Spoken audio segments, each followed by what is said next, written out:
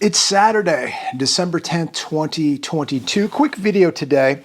If you hear any snoring, it's just Nugget over on the floor. She makes a lot of noises. So some of you have commented over the past week that you've heard some noise, and that's usually Nugget taking a nap.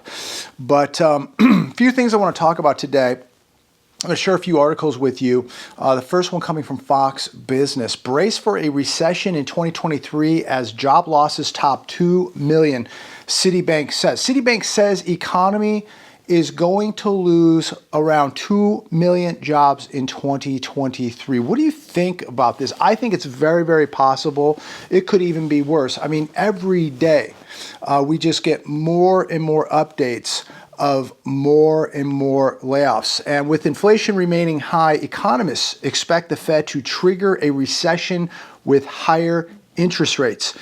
And, you know, they want to blame it on the Fed now. And the reason we're in this predicament isn't because the Fed is raising interest rates. It's for what the Fed did over the past decade, keeping rates extremely low, buying mortgage-backed securities, and printing a lot of money and expanding their balance sheet. That's why we're in the trouble we're in now. The trouble didn't just start because the Fed is raising interest rates.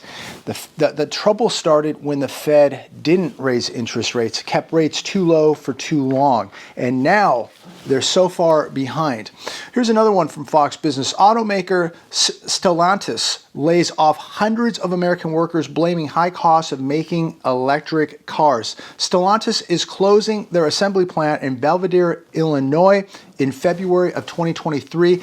Currently, there's around 1,350 employees at this plant, but it says they're just going to be laying off hundreds of workers, not all 1,350 workers. So I'm not sure where they're all going to go. But again, this is due to the cost of making these electric vehicles. It's very, very expensive. And who's going to buy these vehicles when nobody's working? They're talking now about 2 million people losing their jobs in 2023. And if there's one thing I could say today is if you have a good job, do whatever you have to do to keep that job. Be the first one there, the last one to leave. You may not like your job. It may not be your career path. But if it's paying you well, if it's paying the bills right now, I would do whatever I had to do to keep that job. It's going to be very difficult to find good jobs. And if you're making good money today and you have a good job, it's going to be very, very hard to replace that job. And in 2023, it's going to be even more difficult to replace that good job. So you may not like it, but right now, this is the time to just do what you got to do to keep that job, to pay the bills and get through 2023, get through this recession/depression. You may have to spend a year or two at a job you don't like, but if it's paying you, especially if it has benefits, I would just do what I had to do to grim and bear it and get through it and just hope that at some point this economy turns around and you have some other options. Here's one from The Hedge. Can you guess what percentage of Americans are having trouble paying their grocery bills? Well, here's the answer. 70% of Americans are having a difficult time paying their grocery bills. And things are going to get much worse. This is 2022. Wait till 2023. If 70% of Americans are having a hard time paying their grocery bills, imagine what this looks like in 2023. Imagine what this looks like when 2 million people lose their jobs. Imagine how bad this could get. If you have the means right now, if you have a job, this is a great time to be putting extra food away, putting emergency food away, putting pallets of water away, gallons of water away. If you can buy the big 50-gallon drums and treat the water, this is a great idea if you have the room. Otherwise, just keep, buy a water filtration system, buy extra water. Start thinking outside of the box. But having no water and no food at your home, especially now with all of these grid attacks and power outages throughout the country. This is the first year, I believe, I was reading earlier today, where we've had over 100 attacks on our grids in America. Over 100 in a year, over the past 8 months. They said, I think it broke 100 in just 8 months. So something is definitely going on. Nobody knows for sure who is doing this. It's obviously more than one group or one person. But what would you do if the power went out for a week, 2 weeks, 4 weeks in your area? You couldn't have running water, no electricity, your refrigerator doesn't work. What would you do? And you know, it's shocking that nobody's really talking about this, but all of these grid attacks, over 100 grid attacks on our grids this year in America, what is going on, and what if this becomes very, very severe? And what if it happens to you? Are you prepared? Can you deal with it? You know, do you have a generator? Do you have a solar type generator, gas generator, extra food, extra water, security? You talk about an asset. If the lights go off for a week in your area, you better have security. That's for sure, because you're not going to be able to protect your food, your water, your family, your assets, nothing without security. So make sure you're thinking outside of the box right now. Bloomberg, this was shocking. 9 million millennials moved back in with their parents this year. This is 18 million people right now living at home between the ages of 26 and 41, and 9 million just moved back in this year, but we have a total of 18 million people between the ages of 26 and 41 living back at home. That's 1 in 4 millennials are living at home. We've talked many times that all of us are going to be subject to that knock at the door. Somebody's going to be knocking at your door at some point, and it looks like that's already begun. Many people are already knocking on the door for help. Many people are moving back in because they can't afford rent. They can't afford food. They've lost a job. They're helpless. They don't know where to go. So where are they going? They're moving back in with mom and dad at an alarming rate. And this isn't just going to be millennials. This is going to be everybody knocking on somebody's door for help, for money, for food, for a roof over their head, for their kids, just for some type of help. That knock is coming at the door. And we've been talking about this for a good 4 years, about why we all need to be independent human beings, why we all need to be preparing with food and water and assets and security. And many of these people ignored the warning. And here they are now knocking at the door at 41 years old, nowhere to go, no direction, no reserves, nothing. They're knocking at the door because they've hit the dead end.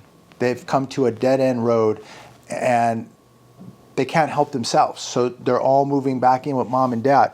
It's shocking. It really, really is.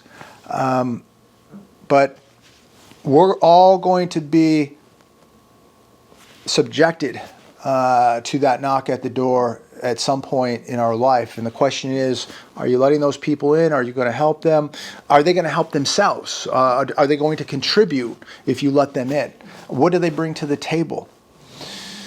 So this is going to be a very, very interesting time. But you know, one thing I've really observed over the last couple years, at least 2 years, maybe even 3, was out in my area, the amount of cars in some neighborhoods where I would see 4, 5, 6, 7, 8 cars parked in a driveway or out in front of a house. And this is becoming more and more common. Please comment down below. Are you seeing the same thing? I've been seeing this for years. And it's getting much worse, where it's not uncommon to see 6, 7, or 8 cars parked at one house. People living, sleeping in the garage. They don't even park cars in garages now. There's people sleeping in the garages. So have you been seeing this? Are you seeing this in your areas? Lots of cars parked out in front of houses. Multiple family members moving back home. This is a sign of the times. I've been watching this now for a few years. And now, here we have it. Everybody's knocking at the door. Millennials, 26 to 41, 18 million living at home. Staggering. Here's another one. Have you ever rated your retirement account? This on the Hedge today. This is frightening. This is another sign of the times, another canary in the coal mine. People are at the end of the road and they are rating their retirement savings, their 401ks.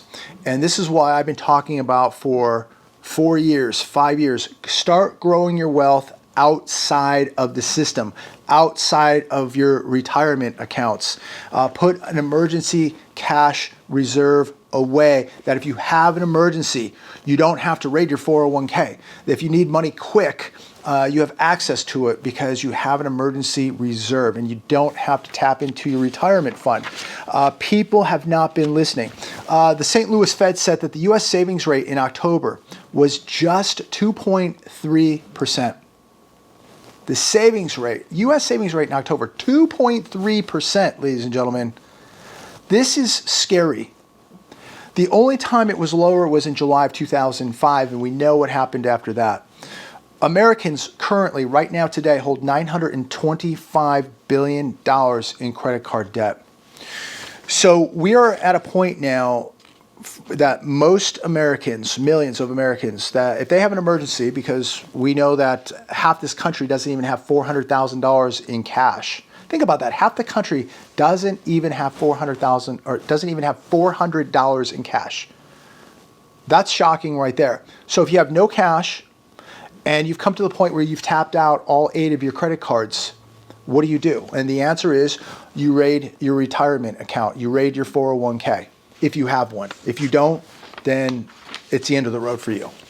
And unfortunately, people are coming to the end of the road. Jamie Dimon says that people will run out of money by mid-2023. I have a feeling it's going to be before that. And we're watching people right now run out of money. They're raiding their retirement accounts. After that, that's it. That's all they've got. They've pulled money out of their homes. They've tapped out the credit cards. They've used up all that government subsidized money that they got over the period of the health crisis. So they've burned through that. Now what? Now they're knocking on their parents' door to come home and they need help. So we're going to continue to watch a lot more cars being parked out in front of houses, a lot more knocks at the door coming. Here's one from The Hedge. Why investors are obsessed with the Fed pivot. As I said earlier, first, we have to come to the realization and understand that they want the Fed to pivot because they believe that everything is going to go back to some normal, that the markets are going to go back up and people will have money again.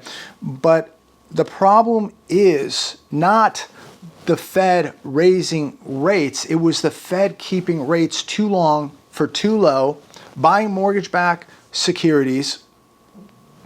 And this caused a big problem, and people got very reliant on the easy money. Corporate America became very addicted to the easy money. No one saw the risk of negative rates and massive money printing. This was like giving drugs to an addict, and the markets loved it and have become addicted to it. And now we're seeing withdrawals as the Fed is shrinking the balance sheet, and as the Fed is not coming to the rescue. Everybody said the Fed is your friend. Don't fight the Fed. The Fed is your friend. Don't fight the Fed. Well, now people are finding out the Fed is not their friend, and now they want to fight the Fed because they want the Fed to pivot and they want the addictive free money. They want the Fed to pivot because this gives a reason to tell everybody to get back in these markets and buy. But a pivot is not going to save the markets at this point because now we have the risk of stagflation. And we better worry about it because stagflation is here. I want to close with this regarding this economy, the inflation, the damage right now. There is only three ways to stop the damage, to stop inflation, to stop the crisis. There's 3 things. 1, this Fed is going to have to get super aggressive and really start raising rates. The Fed is going to have to reduce the balance sheet, and we're going to have to stop deficit spending. Investors have got to stop worrying about a pivot. They've got to stop worrying about free money. They've got to start analyzing investment opportunities based on fundamentals, not on monetary laughing gas. This whole thing has been propped up. It's built on a house of cards on top of quicksand. It's all artificial. We have markets that are completely addicted to free money. And we have markets that don't really perform on anything other than what the Fed says. One keyword, two keywords. That's all these markets care about. So to me, they're not even really markets when the Fed can come out and say one word and change everything. We don't have fundamentals anymore. We don't have free markets. We have people gambling and betting on what the Fed is going to say or isn't going to say. And these markets have been so addicted to the verbiage of the Fed and to all the easy money. We need to get back to free markets where we are reliant on fundamentals and not all this laughing gas. I'm going to leave it there today. Have a great weekend. Take some time this weekend and bulk up your preparations. Just go over what you have right now and see where you are weak and where you need to strengthen up your preparations, and take some time today or tomorrow, go out and get the extra food, the extra water, the extra security, the extra gear, extra propane, extra candles, matches, batteries, whatever you may need to add to those preparations. Get out this weekend and get them. It's a great time to do that. This is really, to me, it feels like a calm before the storm, or a lull in the storm. I don't know how much time we have, ladies and gentlemen, but we are continuing to watch this collapse get worse and worse and worse. And at some point, it is going to accelerate completely out of control. And you will wish that you took some time during your weekend to get the necessary and essential preparations that you need.